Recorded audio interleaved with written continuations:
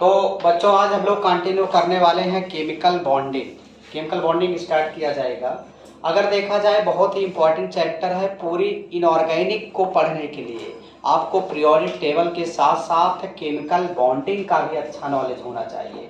जैसे इनऑर्गेनिक का मतलब हाइड्रोजन वाला चैप्टर हो गया, और hydrogen and its compound, P block और डी ब्लॉक, एस ब्लॉक, ये सभी जो है आपके केमिकल बॉन्डिंग पर बेस्ड होंगे। तो आपको केमिकल बॉन्डिंग बहुत अच्छे से पढ़ना है। अगर आप पीरियोडिक टेबल केमिकल बॉन्डिंग अच्छे से पढ़े हो तो आपको इनऑर्गेनिक के किसी भी चैप्टर में प्रॉब्लम होने वाला नहीं है। तो चैप्टर हम लोग स्टार्ट करेंगे आज chemical bonding.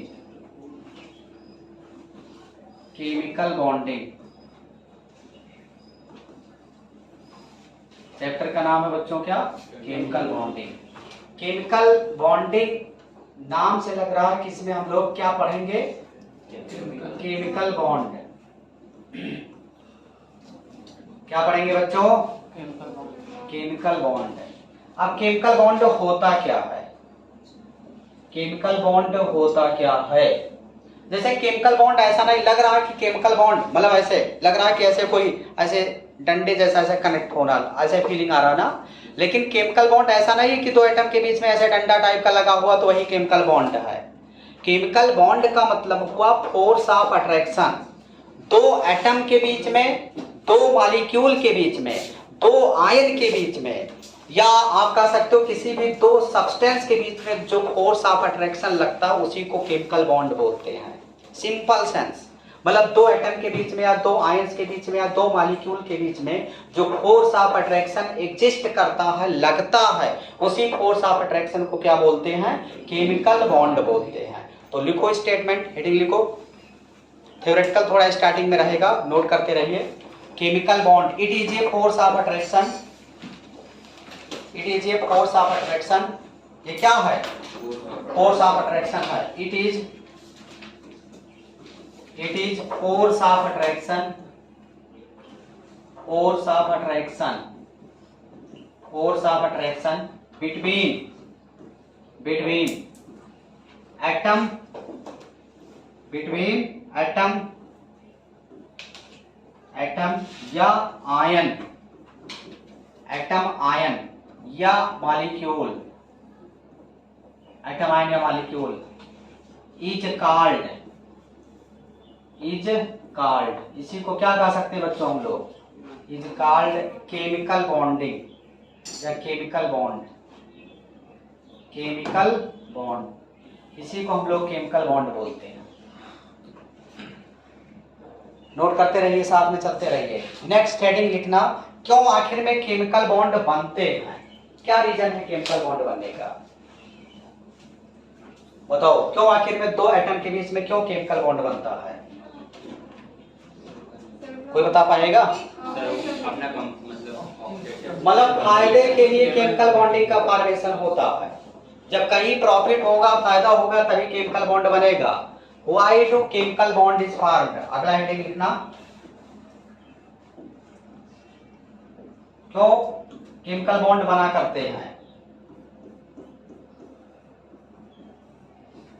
Why do chemical bond formed? क्या रीजन है बताओ? केमिकल बॉन्ड क्यों बनते हैं? तीन रीजन है केमिकल बॉन्ड बनने का। केमिकल बॉन्ड तीन रीजन की वजह से बनता है। तीन कारण है केमिकल बॉन्डिंग का। पहला कारण है कि कोई भी एटम या मॉलिक्यूल या सब्सटेंस अपना एनर्जी कम रखना चाहता है, मतलब उसका पोटेंशियल एनर्जी कम होना चाहिए। अगर पोटेंशियल एनर्जी उसका कम होगा तो स्टेबिलिटी ज्यादा होता है।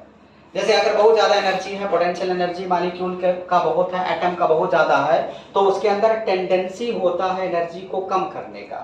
तो जब केमिकल बॉन्ड बनेगा तो bond formation is exothermic process होता है। जैसे दो एटम है, इसके एनर्जी लेवल स्टार्टिंग में ज्यादा है, लेकिन जब ये आपस में बॉन्ड बना लेंगे तो जब बॉन्ड बनाएंगे तो एनर्जी इमिट होगा, क्योंकि बॉन्ड फॉर्मेशन एक्सोथर्मिक प्रोसेस है। तो पहले एनर्जी ज्यादा था, बॉन्ड बना लिए तो कुछ एनर्जी इमिट किए तो एनर्जी कम बच गया तो स्टेबिलिटी बढ़ जाता है। तो पहला रीजन क्या है? लिखो, टू अटेन स्टेबिलिटी। इसको हेडिंग लिखो ऐसे और फिर इसमें लिखो टू अटेन स्टेबिलिटी। स्टेटमेंट को लिखना पड़ेगा टू अटेन स्टेबिलिटी। लिख रहे हो ना साथ में?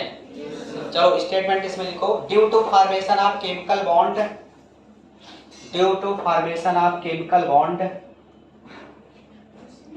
ड्यू टू इसी में टू अटेन स्टेबिलिटी में due to formation of chemical bond overall potential energy decreases, due to formation of chemical bond overall potential energy decreases, overall potential energy decreases, potential energy decreases, hence stability, hence stability increases, hence stability increases. इस वजह से क्या होता है? Stability बढ़ जाता है।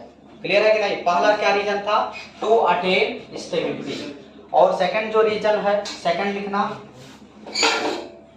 Second reason Kossel, Kossel approach, Kossel approach ये फॉलो करता है। कोसेल एक साइंटिस्ट थे, उन्होंने क्या कहा?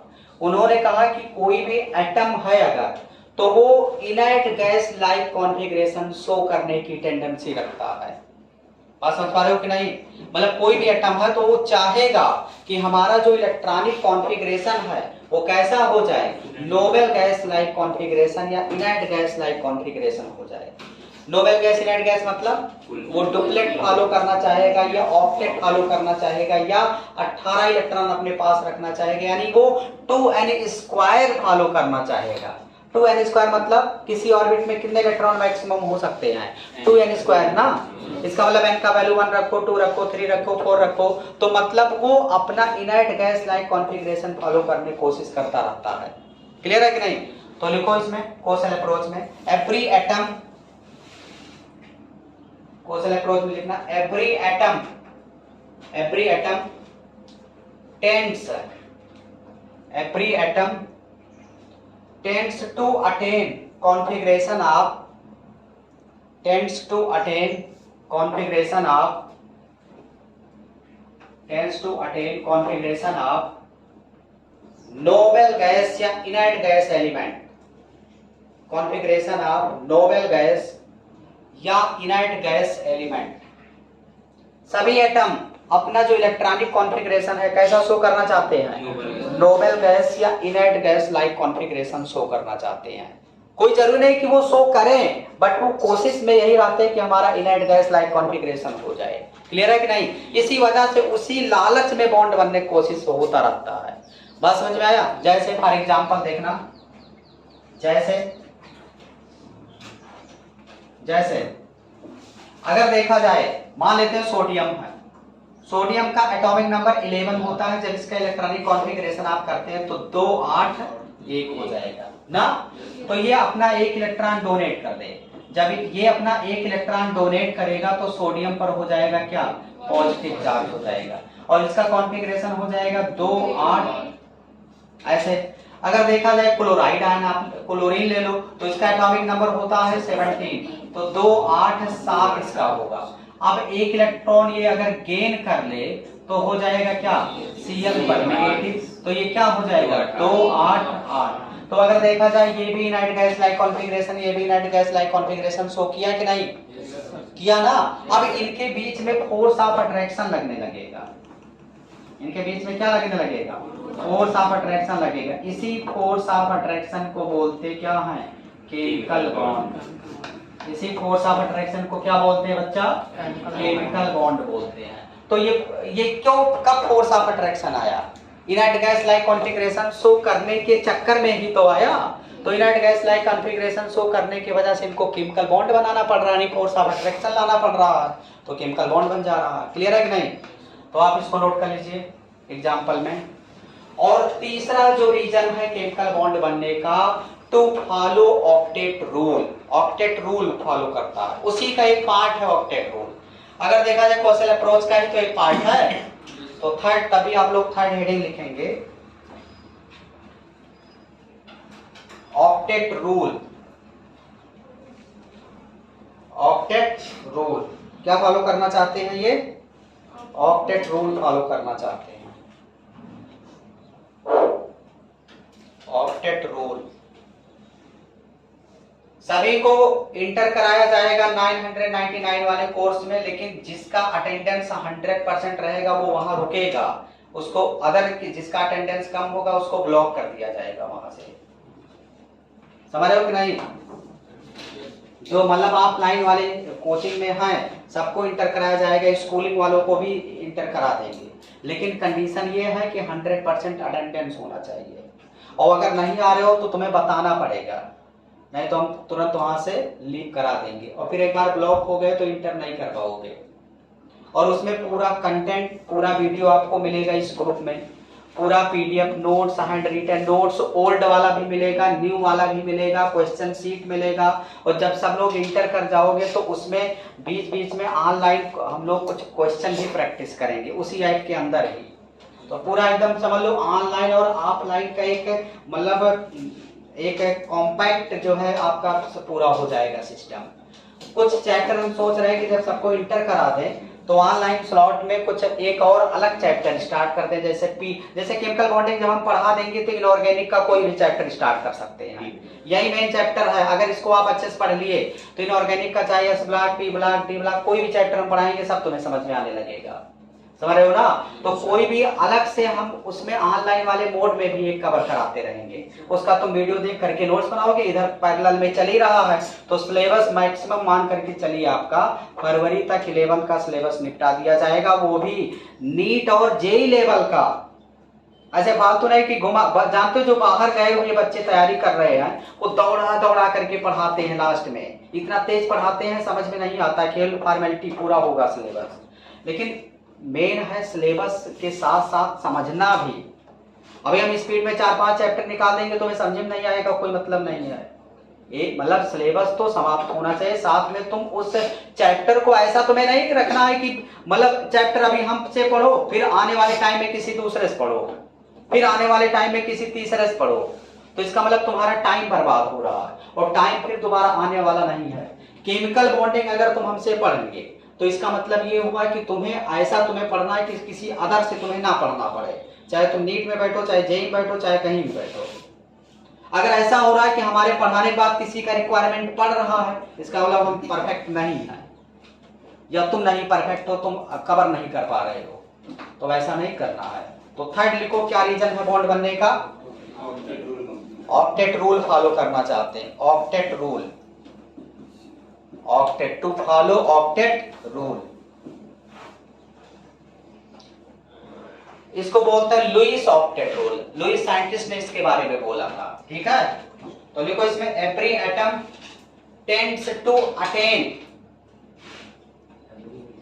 Every atom tends to attain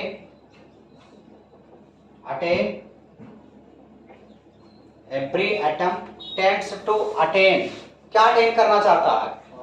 octet, it's octet, it's octet. सभी एटम टेंडेंसी रखते हैं क्या कवर करने का? ऑक्टेट कंप्लीट करने का, it's octet. That is 8 electron in outermost shell, that is 8 electron in outermost shell. Outermost shell में कितने इलेक्ट्रॉन होते हैं? 8 इलेक्ट्रॉन होना चाहिए, तभी वो ऑक्टेट फॉलो करेगा। क्लियर है? जैसे समझो, जैसे मान लेते हैं, जैसे तुम ले लो ऑक्सीजन, ऑक्सीजन ले लो, ऑक्सीजन का एटॉमिक नंबर कितना होगा?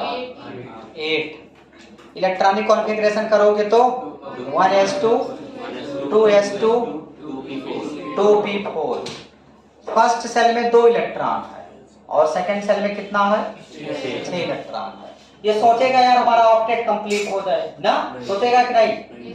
अब अगर देखा जाए दूसरा ऑक्सीजन एटम तुम ले लो, इसका भी 8 है, इसका इलेक्ट्रॉनिक कॉन्फ़िगरेशन 1s2 2s2 और 2p4।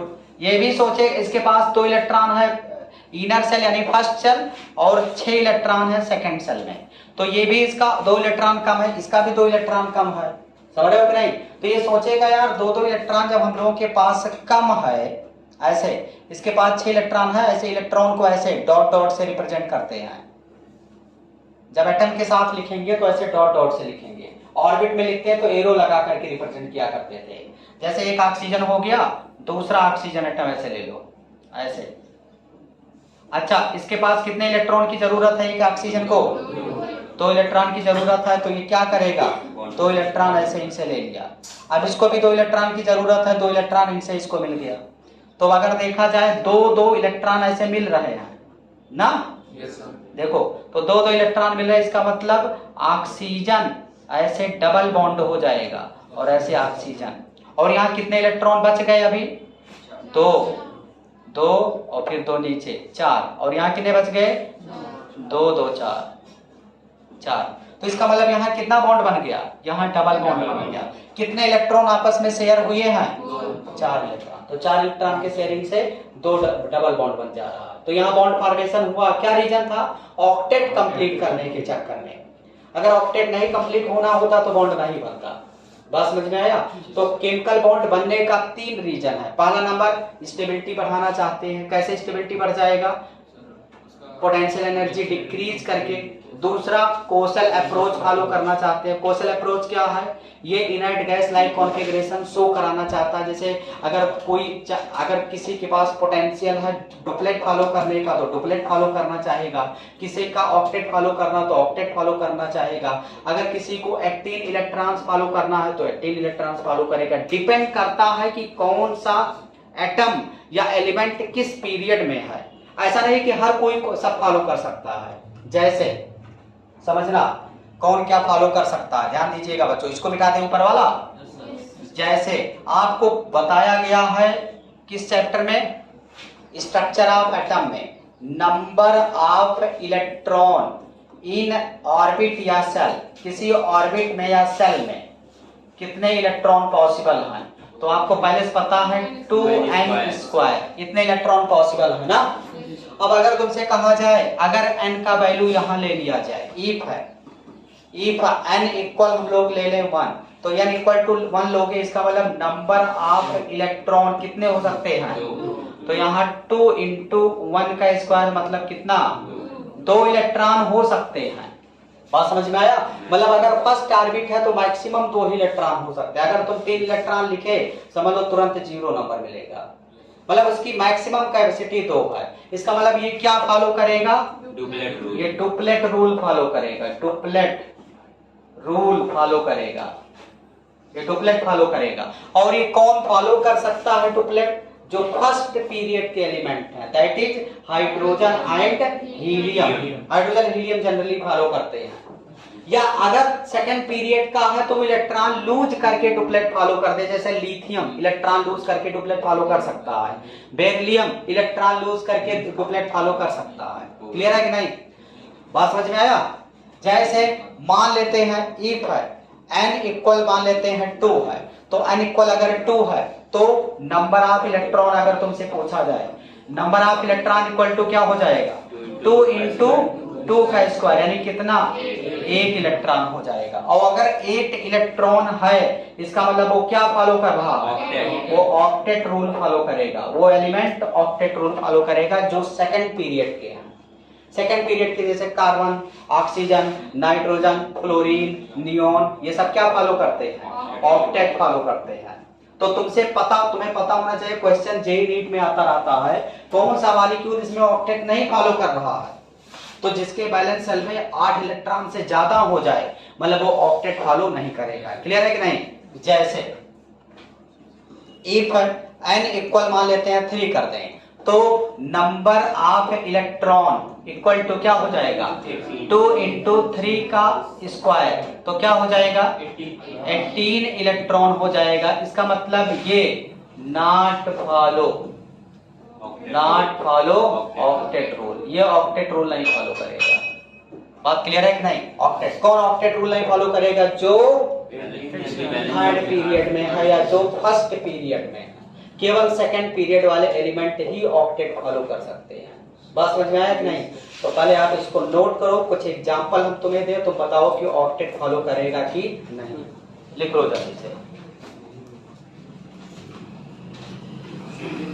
अब इसका मतलब तुम्हें पीरियोडिक टेबल पता होना चाहिए कि पीरियोडिक टेबल में सेकंड पीरियड में कौन कौन है, थर्ड में कौन कौन है।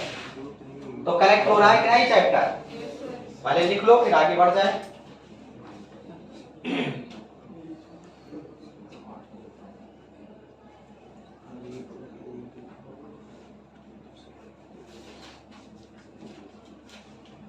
नोट करो।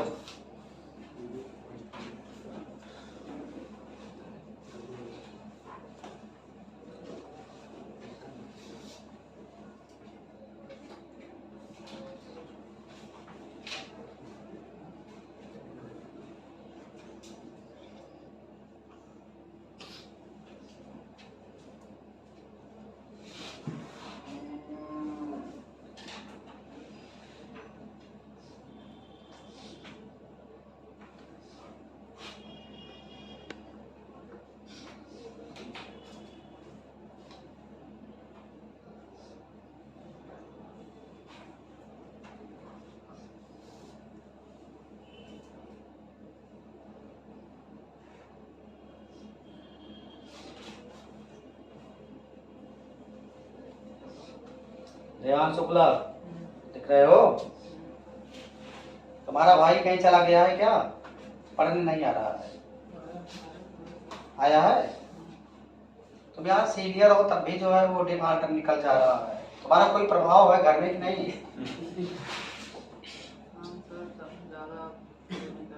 तो यही सब तो निगेटिव है यार। तुम बड़े हो 3 साल उससे और तभी तुम्हारा प्रभाव 0 है। हाइड्रोजन बन गए हो एकदम, I पावर 0 और वो -I के जैसा बिहेव कर रहा है। तुम्हें पलट की वेलोसिटी दे देना चाहिए उसको। पढ़ाया गया कि नहीं पलट की वेलोसिटी? पढ़ा दिया गया है और तब भी तुम नहीं दे पा रहे हो यार।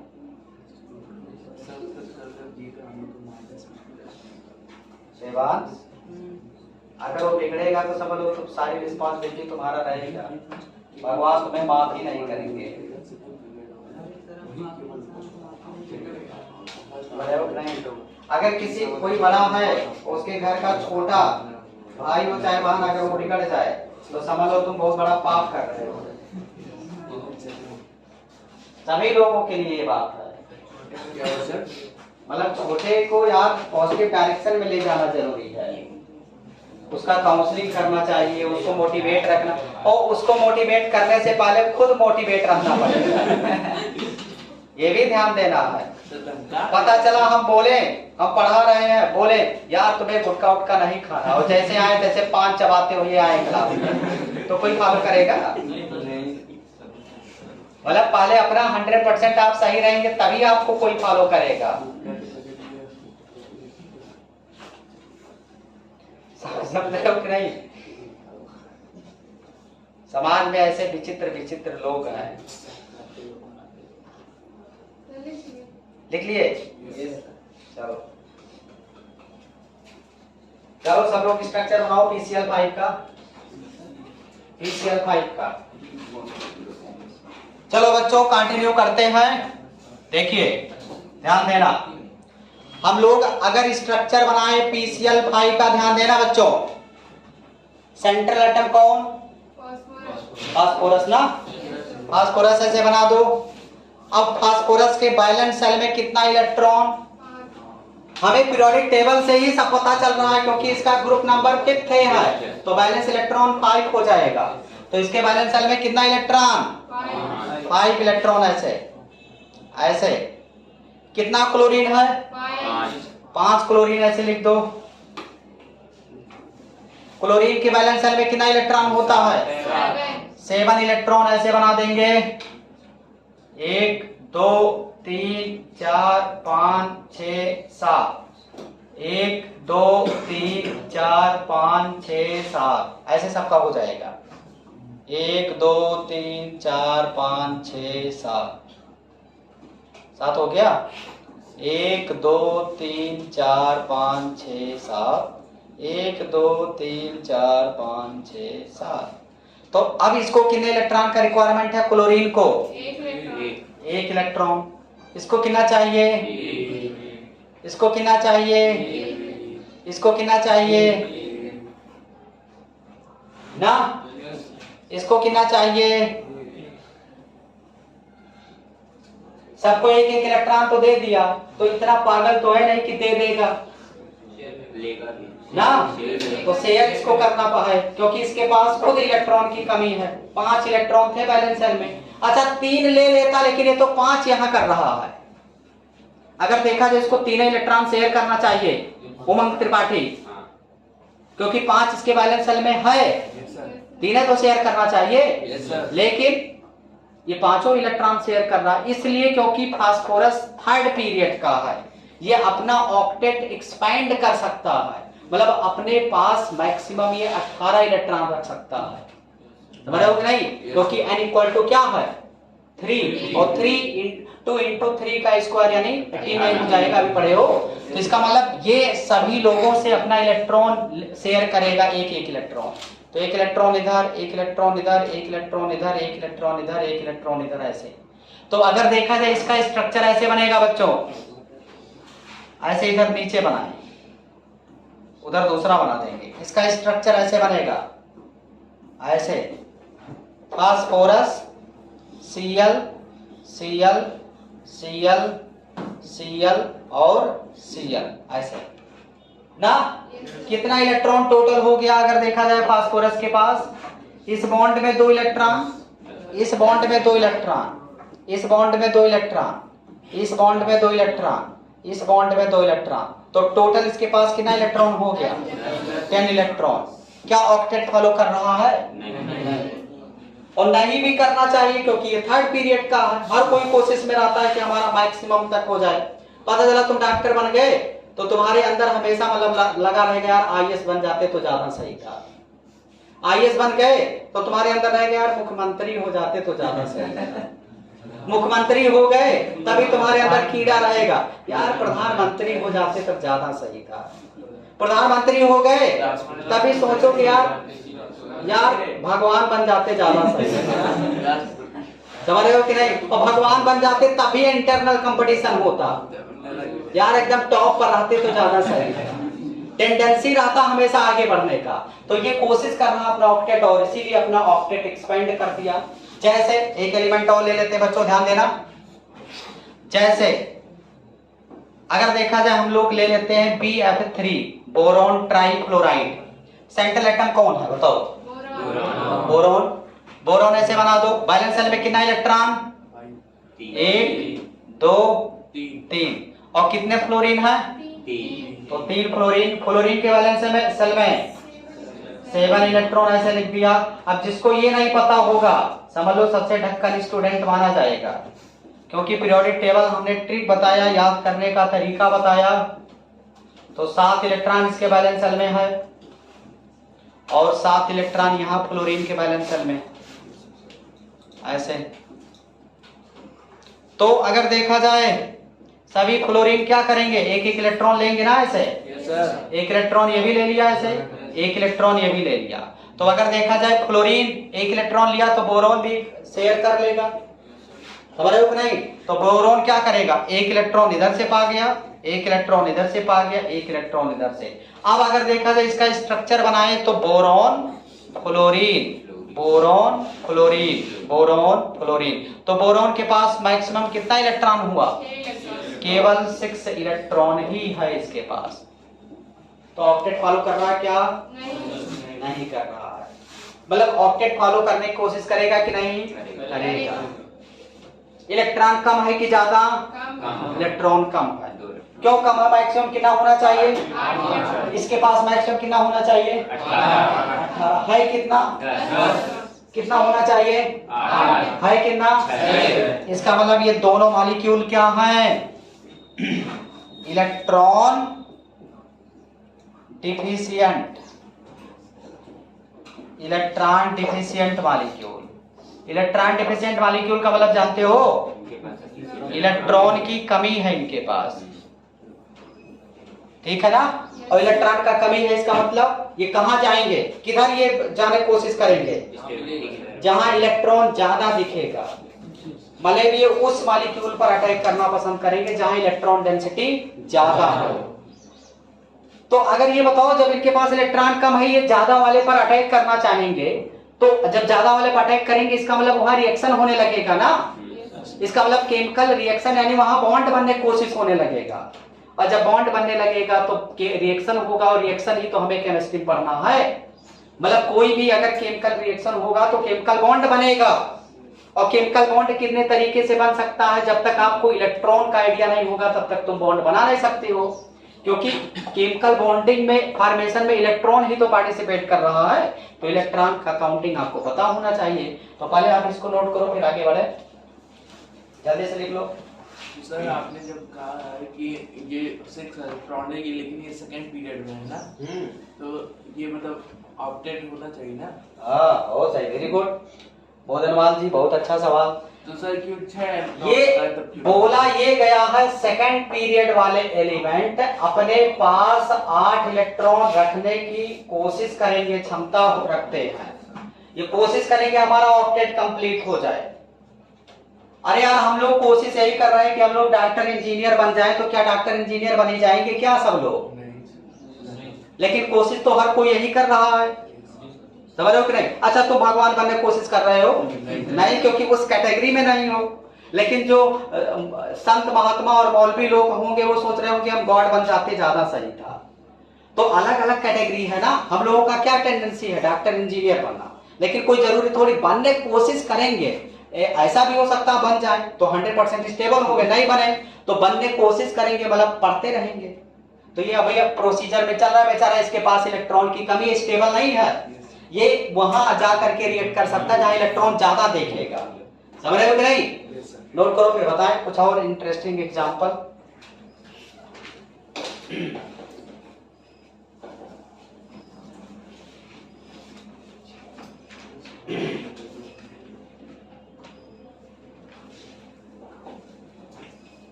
तो इसका मतलब ये ध्यान देना, जितना इलेक्ट्रॉन होना चाहिए, ध्यान देना बच्चों, जितना इलेक्ट्रॉन होना चाहिए यदि उससे कम है तो इलेक्ट्रॉन डिफिशिएंट मॉलिक्यूल बन जाएगा। क्लियर है? और जितना इलेक्ट्रॉन होना चाहिए यदि उतना है और लोन पेयर के साथ है, मतलब सफिशिएंट इलेक्ट्रॉन है, बात समझ में? और सफिशिएंट है मतलब इलेक्ट्रॉन डेंसिटी माना जाता है, अच्छा खासा इलेक्ट्रॉन है, सफिशिएंट मतलब है, बोलते नहीं हम सफिशिएंट है इस काम करने के लिए, मतलब वो इलेक्ट्रॉन दे सकता है अगर उसके पास लोन पेयर है। और अगर जितना होना चाहिए उससे कम है तो इलेक्ट्रॉन दे नहीं सकता है, वो इलेक्ट्रॉन ले सकता है क्योंकि पहले बेचारा दरिद्र है। समझ रहे हो कि नहीं? क्या हुआ जयसवाल? फोटो वोटो मत खींचा करो यार, फोटो वैसे कैमरा लगा हुआ है। अरे आंख में दर्द हो रहा है तो तुम यार सोए नहीं क्या?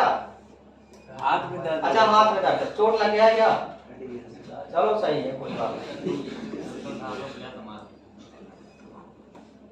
चलो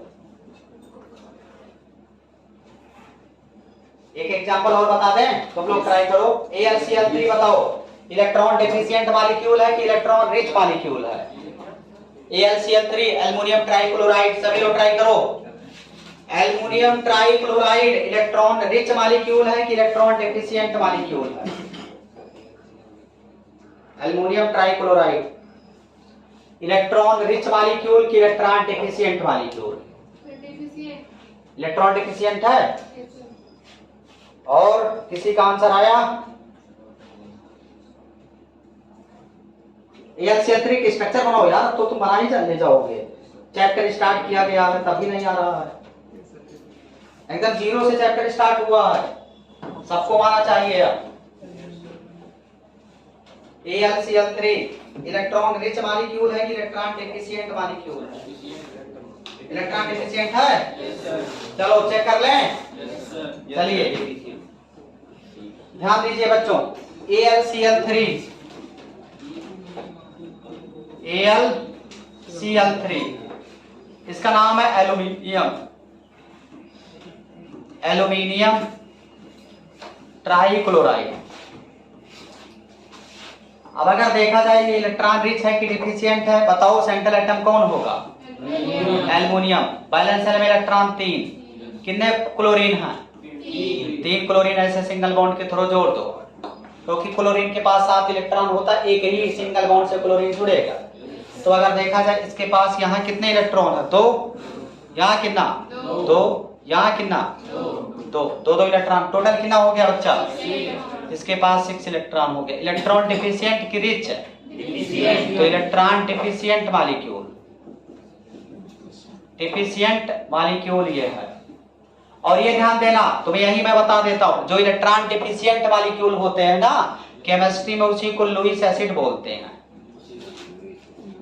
क्या बोलते हैं? लुईस एसिड बोलते हैं। वो हमेशा क्या करेगा? वो इलेक्ट्रॉन गेन करने की टेंडेंसी रखेगा, हैव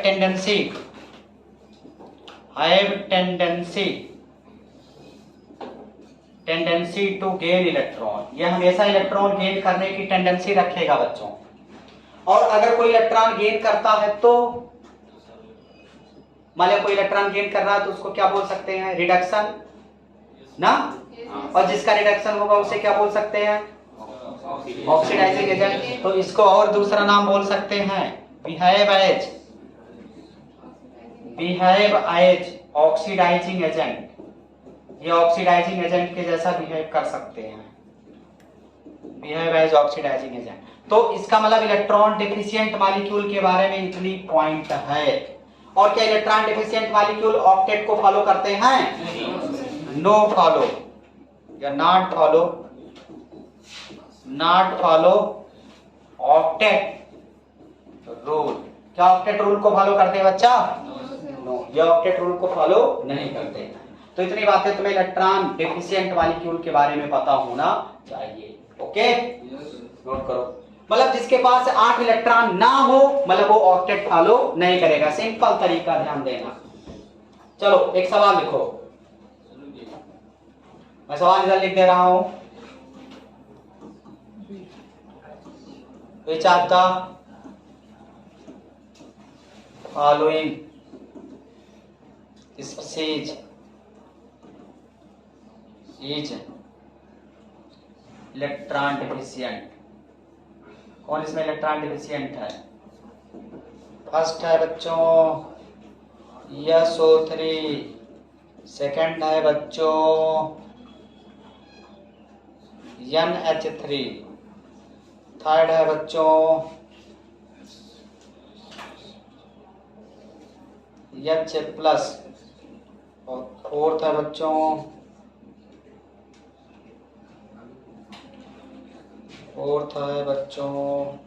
H2।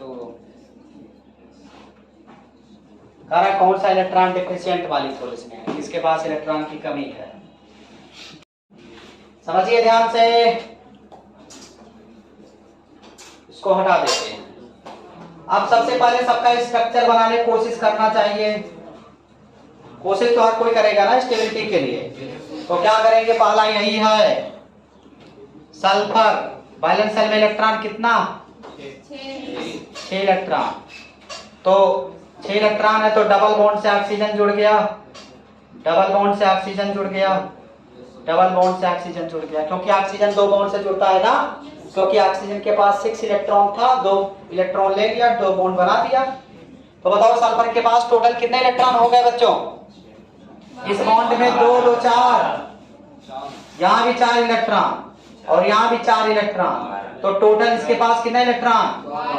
12। होना कितना चाहिए? क्यों 18 होना चाहिए? सल्फर थर्ड पीरियड का ना। ओ सुनील, तो थर्ड पीरियड का तो 18 होना चाहिए, है कितना? 12। तो इसका मतलब इलेक्ट्रॉन कम है कि ज्यादा? तो इसका मतलब इलेक्ट्रॉन डिफिशिएंट मॉलिक्यूल है। दूसरा बना लेते हैं NH3 नाइट्रोजन। बैलेंस सेल में कितना इलेक्ट्रॉन? 7 नहीं 5 यार। तो कितने हाइड्रोजन जोड़ देंगे?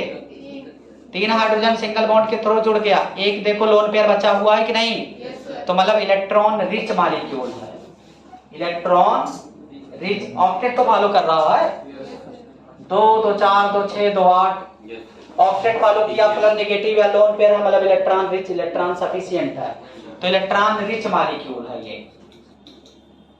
उसके बाद तीसरा ऑप्शन बच्चों H प्लस पहले दिख रहा है, बेचारा दरिद्र है ना, इलेक्ट्रॉन डिफिशिएंट है, इसके पास 0 इलेक्ट्रॉन है ना। और डी ऑप्शन H2O, ऐसे ऑक्सीजन के पास 6 इलेक्ट्रॉन था, 2 बॉन्ड बना लिया, 4 इलेक्ट्रॉन नॉन बॉन्डेड हैं ना, तो कितना हो जाएगा, ये भी इलेक्ट्रॉन रिच मॉलिक्यूल।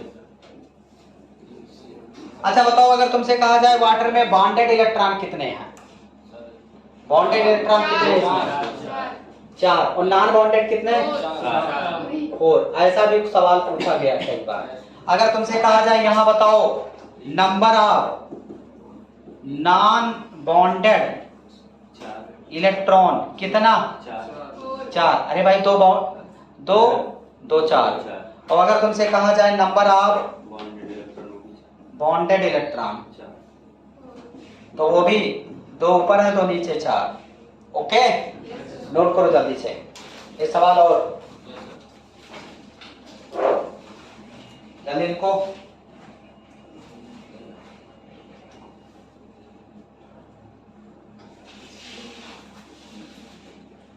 बोले कि ना बोले, which of the following molecule,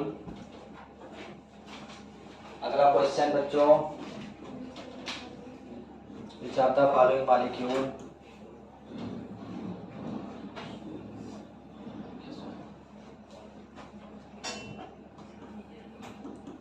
which of the following molecule do not follow octet rule, कौन इसमें ऑक्टेट रूल नहीं फॉलो करेगा। First option BF3, second option SO3, third option PCl5, fourth option AlCl3।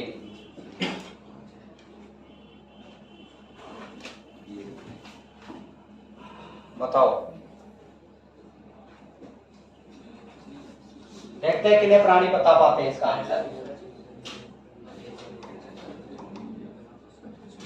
Sir सभी नहीं follow करेंगे, कोई भी नहीं होगा, कोई भी नहीं फॉलो करेगा, कोई नहीं फॉलो करेगा,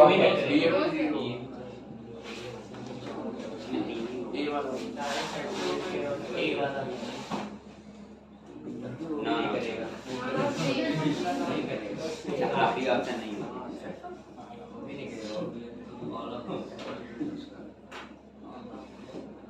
नॉन ऑफ दीस, कोई नहीं फॉलो करेगा, नहीं कोई नहीं फॉलो, सर कोई नहीं करेगा, तो कोई नहीं करेगा, तो इसका मतलब वही तो पूछ रहा है कि कौन नहीं करेगा।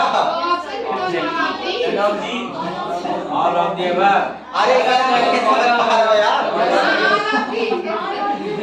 अरे कोई नहीं फॉलो करेगा, तो यही तो पूछा जा रहा है, तो कौन सा ऑप्शन हो जाएगा।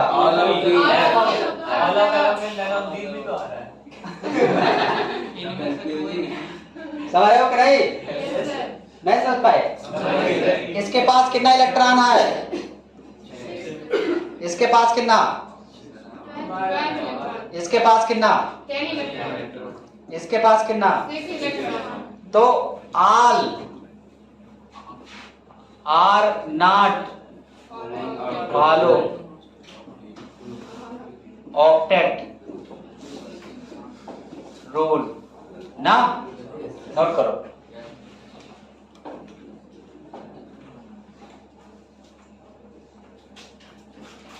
लिख लिए,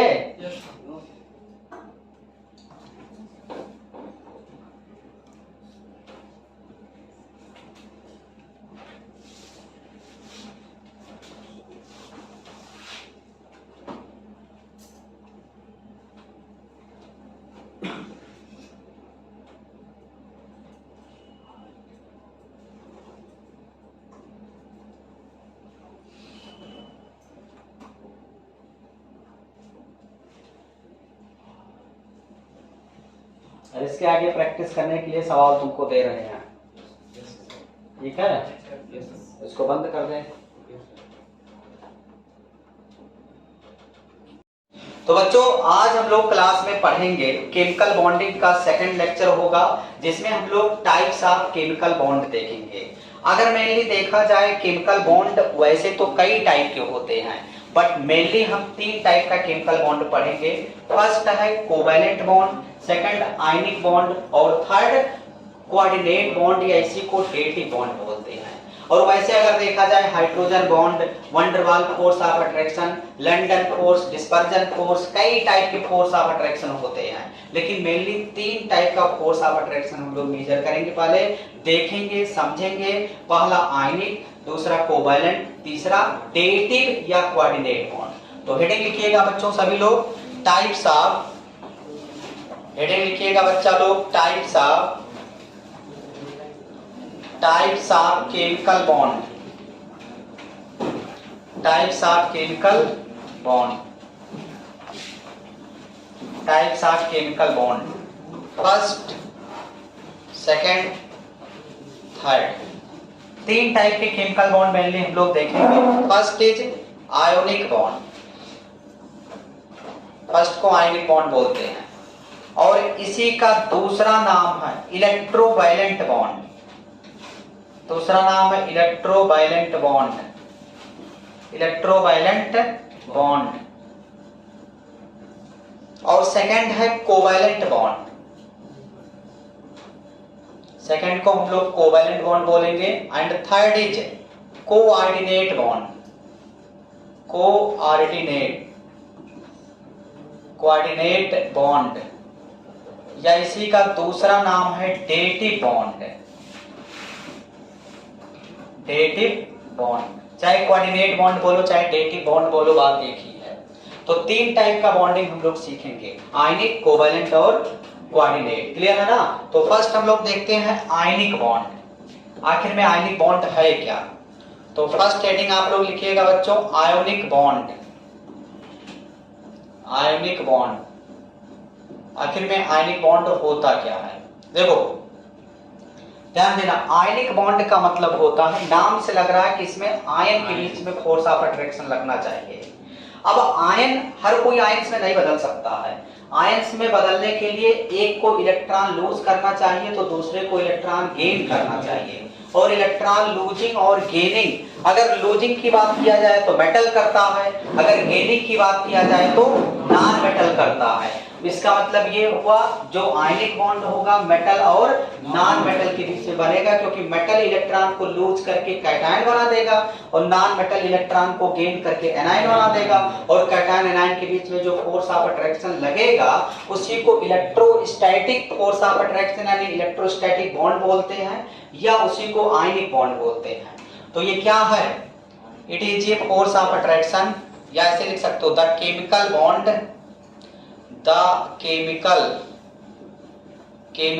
bond formed, the chemical bond formed between ions by transfer of electron, by transfer of electron, electron के ट्रांसफर के वजह से जो यहाँ बॉन्डिंग बनेगा उसी को क्या बोलेंगे? Ionic bond. मतलब ये आयंस के बीच में बनता है और कैसे बनेगा? इलेक्ट्रॉन के ट्रांसफर होने की वजह से। जब एक, जैसे इसका इलेक्ट्रॉन उसके पास चला जाए, उसका एक का इलेक्ट्रॉन दूसरे के पास जाएगा तो एक कैटायन में शिफ्ट हो जाए, एक एनायन में, तो कैटायन एनायन में जो फोर्स ऑफ अट्रैक्शन लगेगा उसी को क्या बोल देंगे?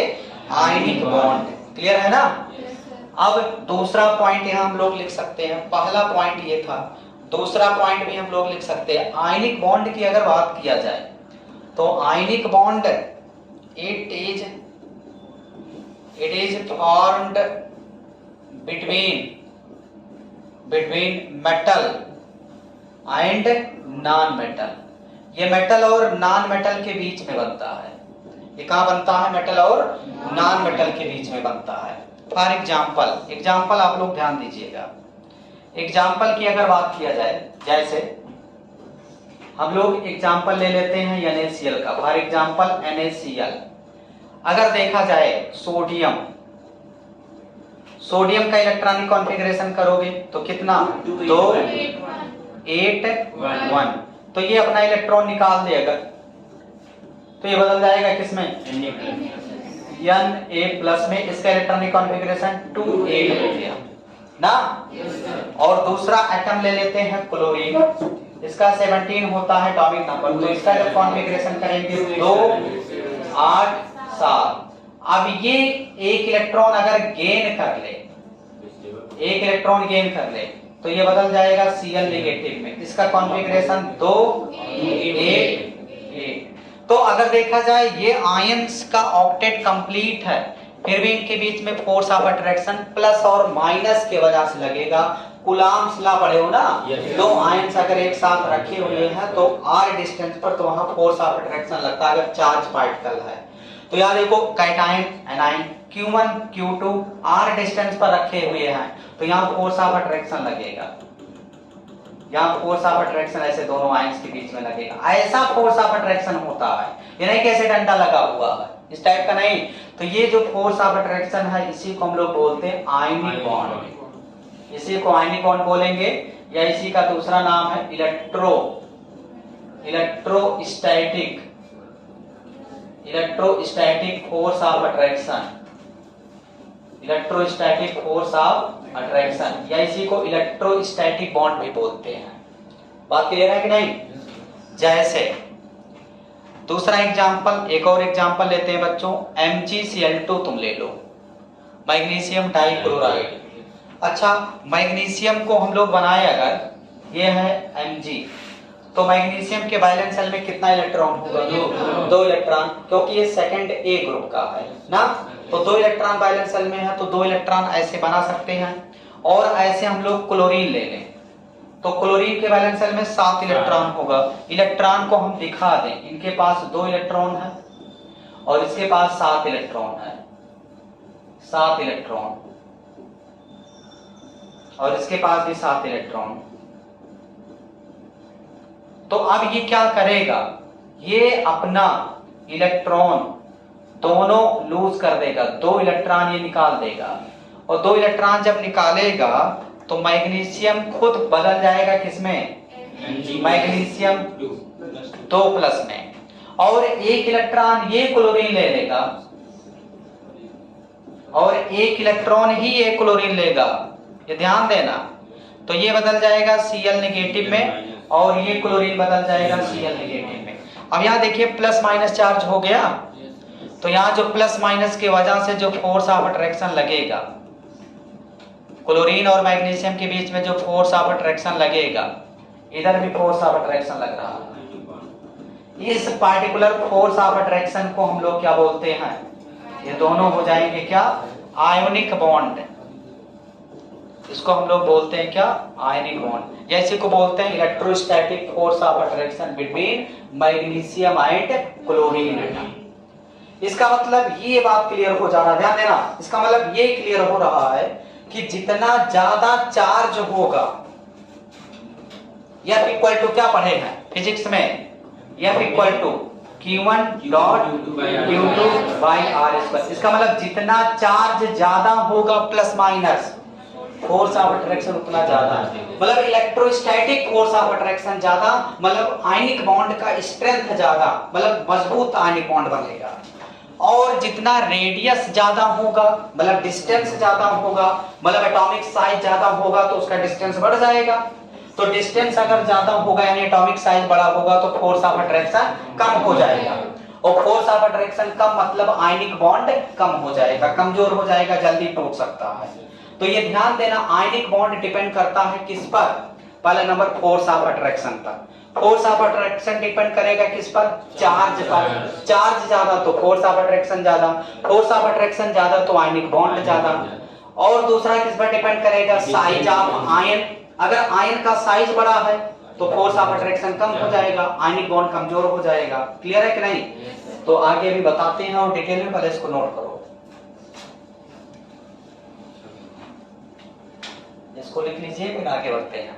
सर साइज ज्यादा होने की वजह से फोर्स ऑफ अट्रैक्शन कम है। देखो यार फार्मूले से तो फार्मूले से पता चल गया।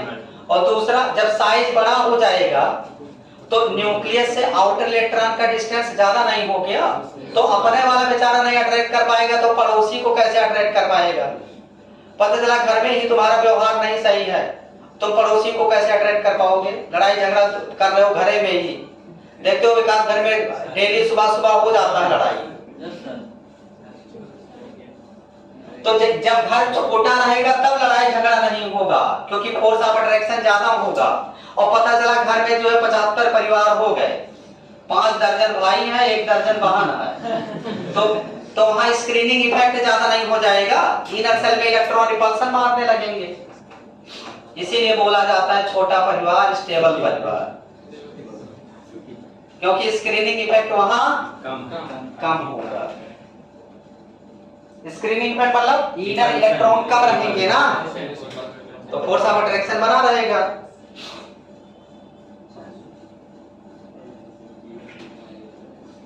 जल्दी नोट करिए फिर आगे बढ़े।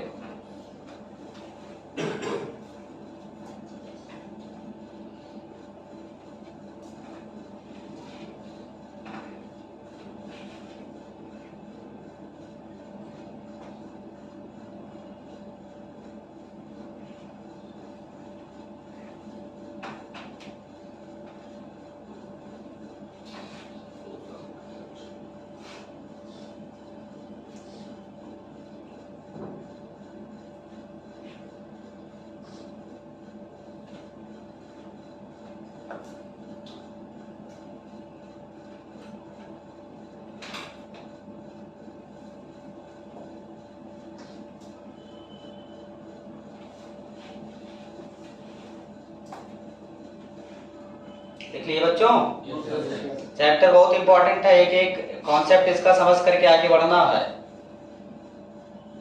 और इसके क्वेश्चन हम लोग सॉल्व करेंगे। कुछ क्वेश्चन हम खुद करा देंगे, लगभग 150 क्वेश्चन इसमें हम कंसेप्चुअल कराएंगे आपको, और वो भी यूट्यूब पर लाइव रहेगा। समझ रहे हो कि नहीं? इंपॉर्टेंट चैप्टर है, थोड़ा एप्लीकेशन ज्यादा करेंगे। अगर अप्लाइड फॉर्म तुम ज्यादा पढ़ोगे तो आगे इंपॉर्टेंट ज्यादा हो जाएगा ये, और ज्यादा मतलब आप अप्लाई कर पाओगे इस चैप्टर को। पढ़ा दें?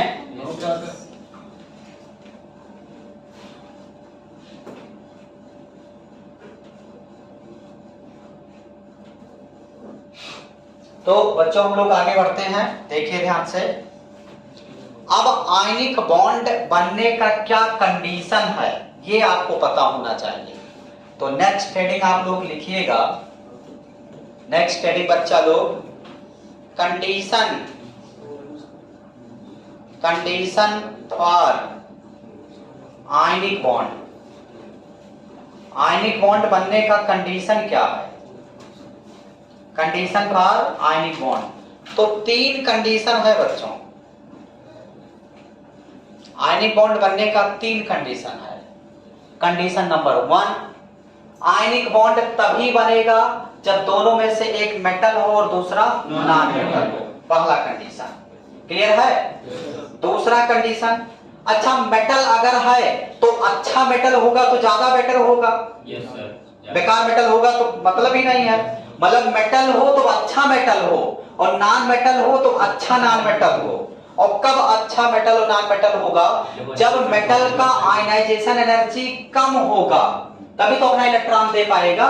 तो मतलब आयनिक बॉन्ड बनने के लिए मेटल का आयनाइजेशन एनर्जी कम होना चाहिए और नॉन मेटल का इलेक्ट्रॉन एफिनिटी ज्यादा होना चाहिए, तो बेटर आयनिक बॉन्ड बन जाएगा। दूसरा कंडीशन, मेटल का आयनाइजेशन एनर्जी कम हो और नॉन मेटल का इलेक्ट्रॉन एफिनिटी ज्यादा हो।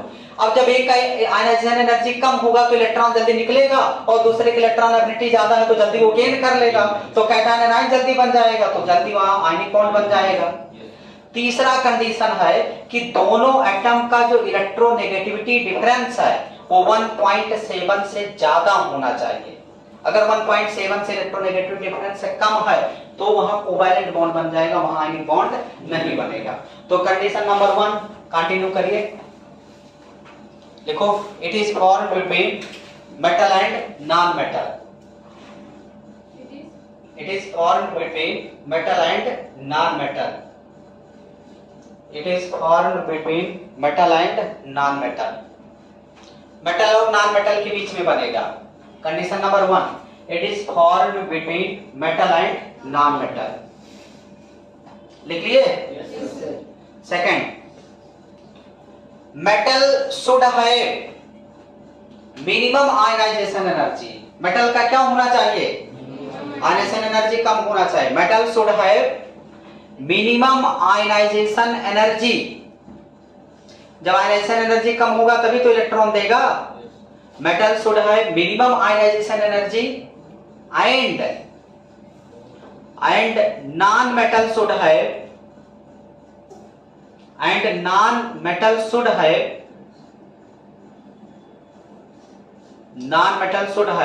maximum ionization energy, sorry maximum electron affinity, maximum electron affinity।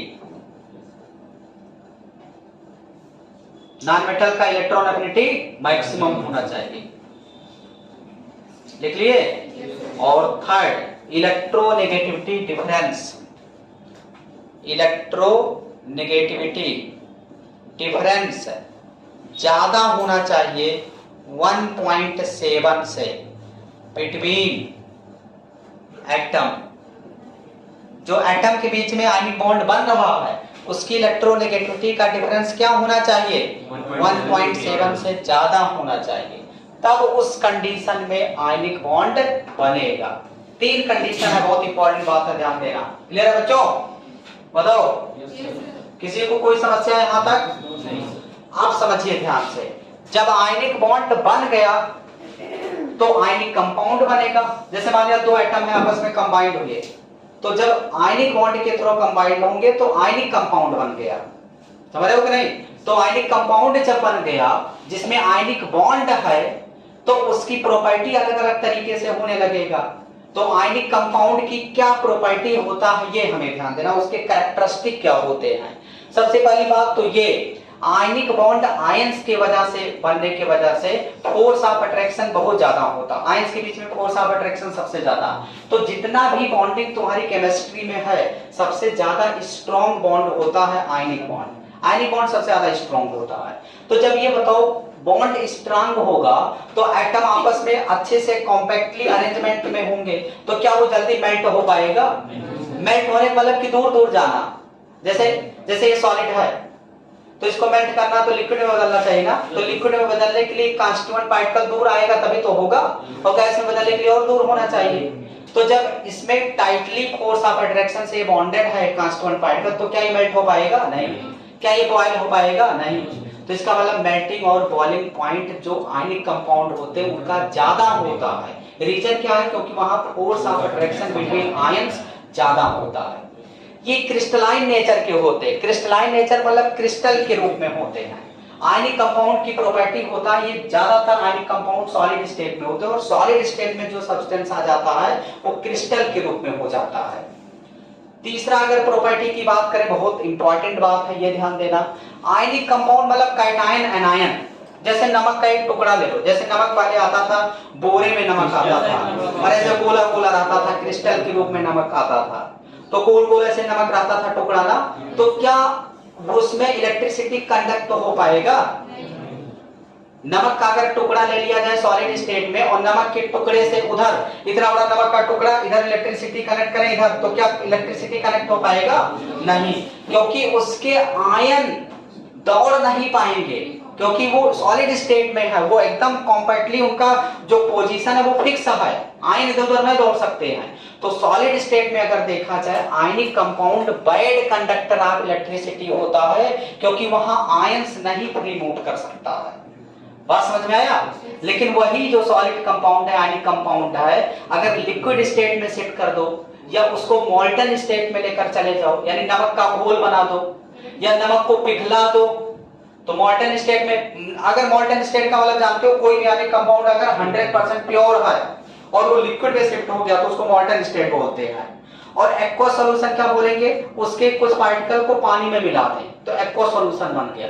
तो एक्वस सॉल्यूशन और मॉल्टन स्टेट दोनों में आयन से फ्री मूव कर सकता है, क्योंकि लिक्विड स्टेट में चला गया तो उसके बीच में स्पेस आ गया तो इधर उधर मूव कर सकता है। तो अगर लिक्विड स्टेट या मॉल्टन स्टेट में देखेंगे तो आयनिक कंपाउंड गुड कंडक्टर हो जाएगा इलेक्ट्रिसिटी का।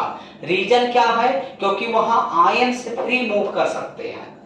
देखो अगर कंडक्टिविटी की बात किया जाए तो दो तरीके से कंडक्टिविटी होता है, एक इलेक्ट्रॉन के दौड़ने की वजह से और एक आयंस के दौड़ने की वजह से। दुनिया में दो ही तरीके से कंडक्टिविटी हो सकता है, या तो इलेक्ट्रॉन दौड़ेगा तब अच्छा कंडक्टर होगा, या तो आयन दौड़ेगा तब अच्छा कंडक्टर होगा। इलेक्ट्रॉन कब दौड़ेगा, जब कोई मेटल होगा केवल। अगर मेटल है तो उसमें इलेक्ट्रॉन दौड़ेगा तो मेटल, उसको मेटालिक कंडक्टर बोल देंगे, मतलब मेटल में आयन के दौड़ने की वजह से कंडक्टर है। लेकिन अगर कोई आयनिक कंपाउंड है जिसमें मेटल और नॉन मेटल के कैटायन एनायन है तो वहां इलेक्ट्रॉन नहीं दौड़ रहा है, वहां आयन से दौड़ रहा है, तो उसको आयनिक कंडक्टर हम लोग बोल सकते हैं। क्या बोल सकते हैं, आयनिक कंडक्टर, या उसी को इलेक्ट्रोलिटिक कंडक्टर भी बोलते हैं। तो तुम्हें इलेक्ट्रोकेमिस्ट्री में बताया जाएगा कि मेटालिक कंडक्टर क्या है, इलेक्ट्रोलिटिक कंडक्टर क्या है। तो जो कैटायन की वजह से मूव करे या एनायन, कैटायन एनायन के मूवमेंट से जो इलेक्ट्रिसिटी कंडक्ट करे उसे इलेक्ट्रोलिटिक कंडक्टर बोलेंगे, या उसको हम लोग आयनिक कंडक्टर भी बोल सकते हैं। लेकिन अगर जो इलेक्ट्रॉन के दौड़ने की वजह से हो तो उसे हम क्या बोलेंगे, मेटालिक। तो यहाँ मेटालिक कंडक्टर है क्या ये नहीं। अगर देखा जाए आयनिक कंपाउंड यहाँ इलेक्ट्रोलाइट है, इलेक्ट्रोलाइट है मतलब कैटायन एनायन के दौड़ने की वजह से हो रहा, तो इसे हम इलेक्ट्रोलिटिक कंडक्टर भी बोल सकते हैं। और अगली बात अगर देखा जाए, जैसे मान लिया, पहले इसको लिखते चलो, पहला स्टेटमेंट लिखो, हेडिंग लिखो कैरेक्टरिस्टिक ऑफ, अगला हेडिंग लिखना बच्चों characteristic of ionic compound, characteristic of ionic compound, characteristic of ionic compound. क्या कैरेक्टरिस्टिक इसके हैं, इसकी क्या प्रॉपर्टी है। तो property number 1, they are crystalline in nature. पहले ये क्या होंगे, क्रिस्टलाइन नेचर के होते हैं। They are crystalline in nature.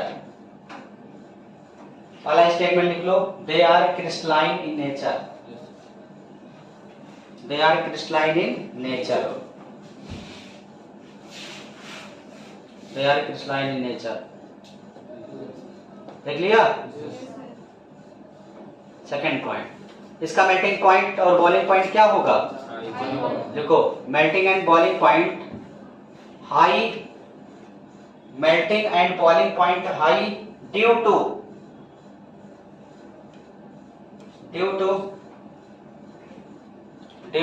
high attraction between किसके बीच में, इनके मॉलिक्यूल आयंस के बीच में, due to high attraction between ion, ion के बीच में अट्रैक्शन फोर्स ज्यादा होता है। ठीक है बच्चों। थर्ड पॉइंट लिखना, ionic compound are bad conductor of electricity. Third point, second property, कुछ इंपॉर्टेंट प्रॉपर्टी हम लोग पढ़ेंगे, बुक में तो ढेर सारा दिया रहता है, लेकिन जहां से सवाल आने की प्रोबेबिलिटी मैक्सिमम है वही पॉइंट लिखवाएंगे। लिखना, ionic compound are bad conductor of electricity in solid state, underline कर देना, in solid state, bad conductor of electricity in solid state because it have no free ions, because it have no free ions to move, because it have no free ions to move, no free ions to move या no free electron to move. ऐसे तो electron यहाँ move नहीं करेगा, possibility किसका है, ion का, क्योंकि आयन ही तो है। समझ रहे हो कि नहीं, तो लिख लो because it have no free to ions to move. Clear है ना। अगला लिखो, ionic compound are good conductor of electricity in liquid state, underline कर देना लिक्विड स्टेट।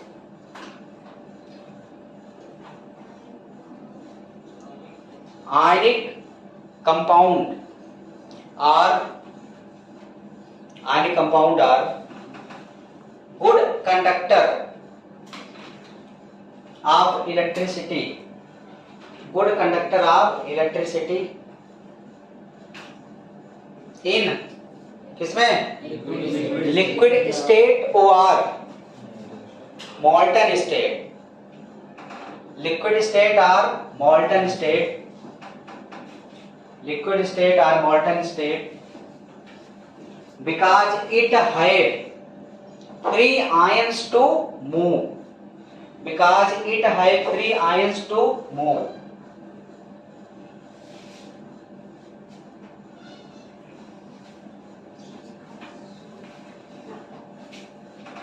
बात समझ में आया बच्चों? अच्छा, फोर्स ऑफ अट्रैक्शन ज्यादा होने की वजह से बहुत रिजिड होते हैं। आप देखे होंगे आयनिक कंपाउंड क्या होते हैं, एकदम रिजिड होते हैं ना, और इनका कोई डायरेक्शन नहीं होता, ये नॉन डायरेक्शनल नेचर के होते हैं, क्योंकि कैटायन एनायन का कोई डायरेक्शन है? कैटायन एनायन कहीं भी रख दोगे एक दूसरे से अट्रैक्ट होने लगेंगे, समझ रहे हो कि नहीं? मतलब अगर वहां स्पेशली कोई ओवरलैपिंग की वजह से, जैसे ऑर्बिटल ओवरलैप करके बॉन्ड बनाता, तब तो डायरेक्शनल नेचर का हो जाता, लेकिन कैटायन एनायन क्योंकि चार्ज है, कहीं भी रखोगे अट्रैक्ट होगा, समझ रहे हो कि नहीं? जैसे ऐसा थोड़ी है कि मान लिया सोडियम रख दिए, क्लोरीन इधर रखेंगे ज्यादा अट्रैक्शन होगा, इधर रखेंगे कम अट्रैक्शन होगा, इधर रखेंगे और कम हो जाएगा, इधर अट्रैक्शन ही नहीं होगा, ऐसा है क्या? नहीं। तो डायरेक्शनल नेचर का ये नहीं है, ये कैसा है?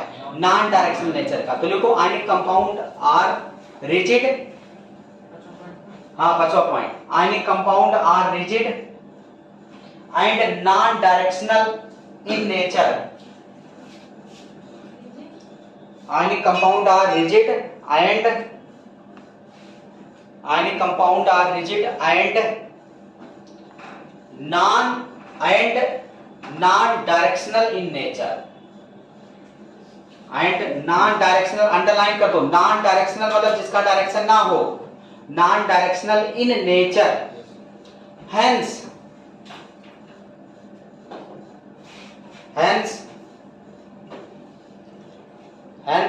ionic compound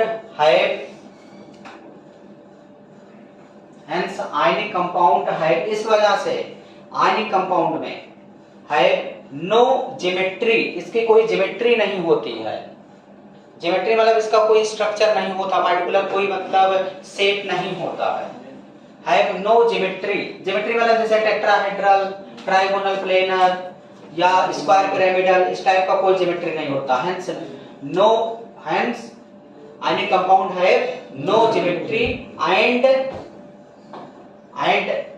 isomerism, और इसमें कोई आइसोमेरिज्म भी नहीं होता।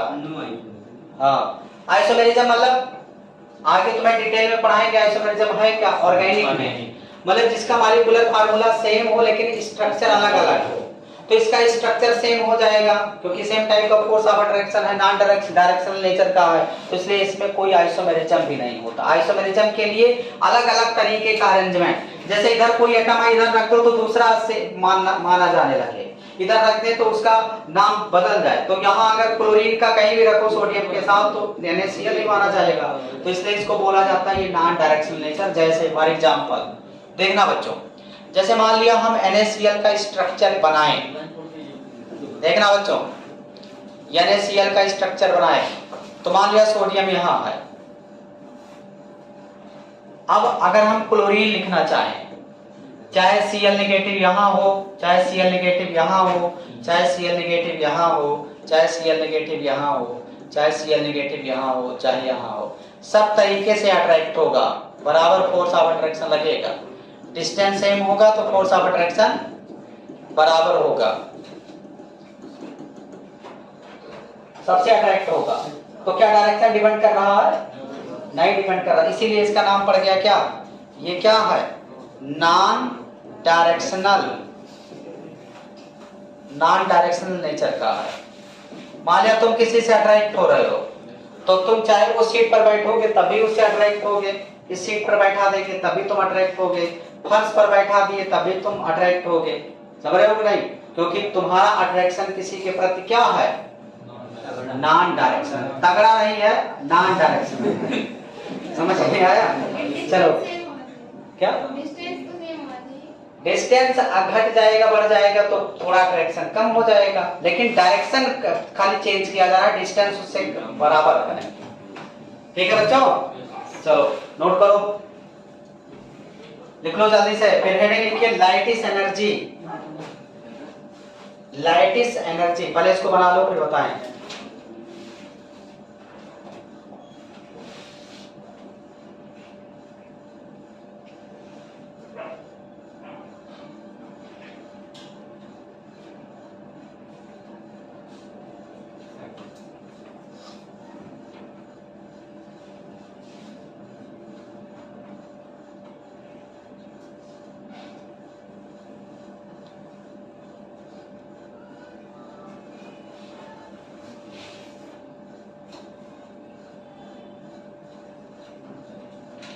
आगे बढ़े? लिए नेक्स्ट हेडिंग लिखो लाइट इज एनर्जी। इधर वाला मिटा दें, दोनों मिटा दें कि एक?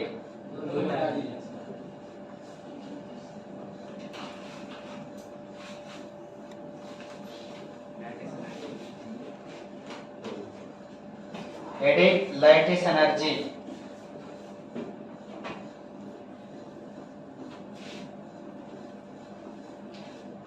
बहुत ज्यादा इंपॉर्टेंट टॉपिक है light is energy.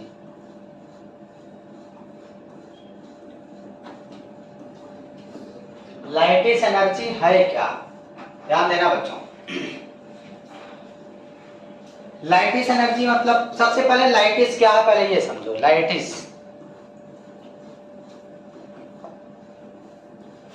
Is energy से पहले लाइट इज समझना जरूरी है ना। तो लाइटिस का मतलब it is a closed packed structure. एक ऐसा क्लोज पैक्ड स्ट्रक्चर होता है जिसमें अपोजिटली चार्ज आयन, सभी अपोजिटली चार्ज आयन अपने मतलब अपोजिट चार्ज आयन से अट्रैक्ट होते हैं, सभी आयन्स अपने अपोजिट चार्ज से अट्रैक्ट होते हैं। जैसे मान लिया सोडियम है तो सोडियम क्या करेगा? अपने अपोजिट चार्ज से अट्रैक्ट होगा, मतलब किससे अट्रैक्ट होगा? क्लोरीन से। तो सोडियम क्लोरीन से, क्लोरीन सोडियम से ढेर सारे आयन्स मिल करके एक बड़ा सा क्रिस्टल टाइप का बना लेंगे ना, उसी को लाइटिस बोलते हैं। जैसे नमक का एक टुकड़ा ले लो तो उसमें पता नहीं कितने सोडियम आयन्स होंगे, क्लोरीन आयन होंगे, और एक दूसरे से अट्रैक्ट होकर के तो उसमें बधे हुए हैं, समझ रहे हो नहीं? तो जो नमक का टुकड़ा हुआ वही क्या हो जाएगा? लाइटिस। सिंपल तरीका है, मतलब आयनिक कंपाउंड का कोई भी टुकड़ा ले लें तो वो लाइटिस हो जाता है। समझ में आया? तो लिखो it is close packed structure. It is close packed structure. It is close packed structure. It is close packed structure in which each ion surrounded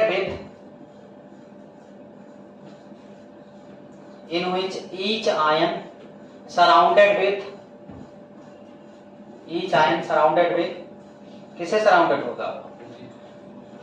other opposite ion. Each ion surrounded with opposite ion, अपने opposite ion से surrounded हो जाएगा। Each ion surrounded with opposite ion. जैसे देखना बच्चों, जैसे मान लिया NaCl है तो सोडियम ऐसे बना दो, सोडियम प्लस, ये सोडियम प्लस हो गया। अब सोडियम प्लस है तो इसका मतलब इसके किनारे किनारे कौन होना चाहिए? ऐसे क्लोराइड आयन होगा, chloride ion, chloride ion, chloride ion, chloride ion, chloride ion. अब फिर कौन आ जाएगा? बोलो। सोडियम, सोडियम ऐसे, sodium sodium ion sodium ion. ऐसे आप सिंपल लैंग्वेज में समझ सकते हैं लाइटिस क्या है।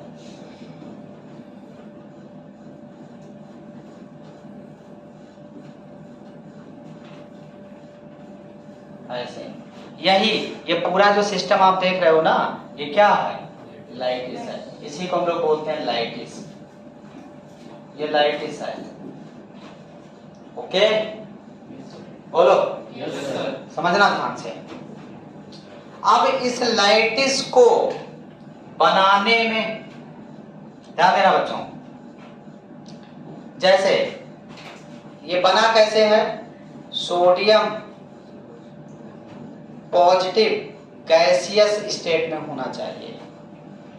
अच्छा, क्या सोडियम पॉजिटिव सॉलिड स्टेट में सोडियम पॉजिटिव बन जाएगा क्या? आयनाइजेशन एनर्जी पढ़े नहीं हो, गैसियस में जाएगा तभी तो इलेक्ट्रॉन निकलेगा। तो सोडियम पॉजिटिव गैसियस और प्लस Cl नेगेटिव गैसियस दोनों जब आपस में मिलेंगे तो क्या बन जाएगा? NaCl solid.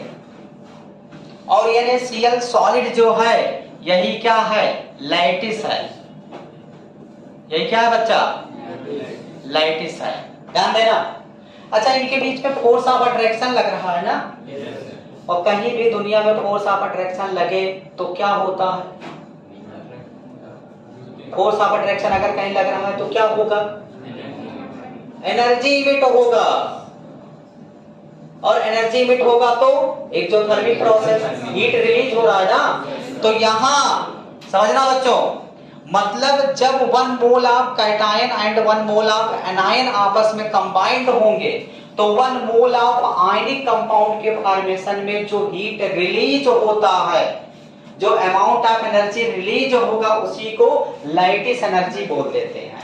मतलब इसके बनने में कुछ एनर्जी रिलीज हुआ होगा क्योंकि फोर्स ऑफ अट्रैक्शन आयन में लगा होगा ना। तो इसके बनने में 1 मोल आयनिक कंपाउंड के बनने में जो हीट रिलीज हुआ उसी को लाइटिस एनर्जी बोल सकते हैं। या दूसरे लैंग्वेज में इसको अगर तोड़ना है तो क्या करना पड़ेगा? एनर्जी देना पड़ेगा ना।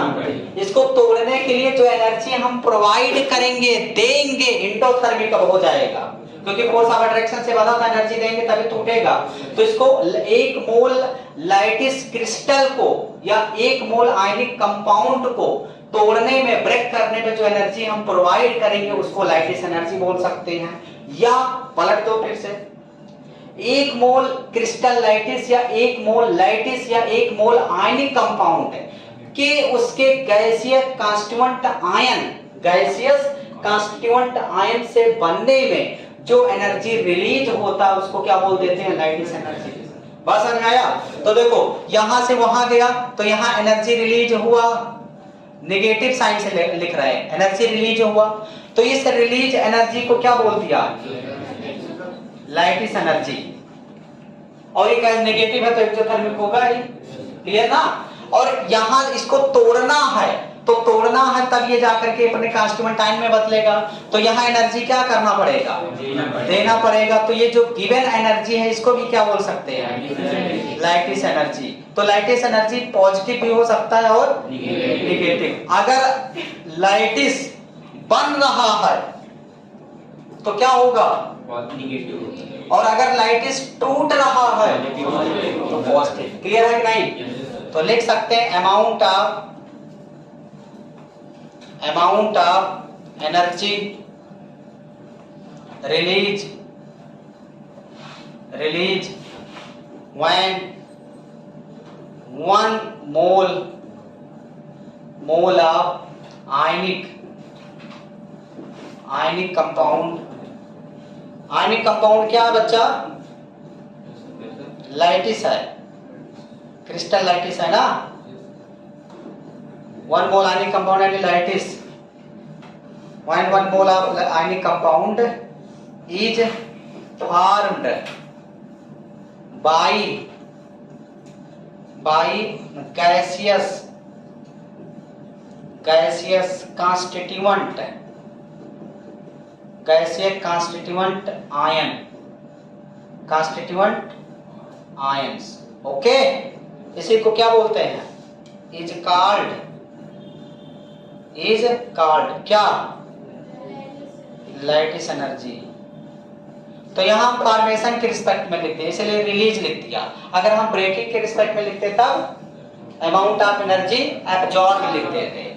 ओके, नोट करो जल्दी से।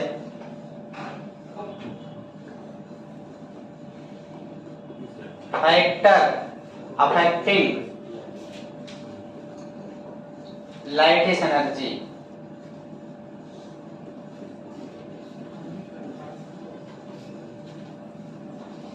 Factor affecting lattice energy. जानते हो बस्ती में कोई भी स्कूल इस टाइप का क्वालिटी, हमारा जो क्वालिटी है वो आप एलन कोटा वाले टीचर से कंपेयर कर सकते हैं। बस्ती वाला स्कूल वाला नहीं दे पाएगा इतना क्वालिटी। वो यार 20-25 हजार 30 हजार का टीचर रखा हुआ कितना क्वालिटी देगा? चांद दे देगा क्या टीचर? 7-7 8-8 बेल लगातार लगा रहता है। और हम लोग ओनर हैं, तब अपने संस्था में अगर दूसरे के यहाँ पढ़ाते हैं, हम ही नहीं पढ़ाते इतने अच्छे से। हम बोलते हैं कोचिंग में आओ तब तुम्हें पढ़ाएंगे सही से।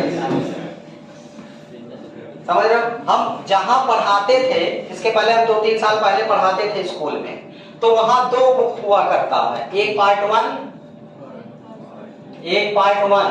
और एक पार्ट 2 एनसीईआरटी।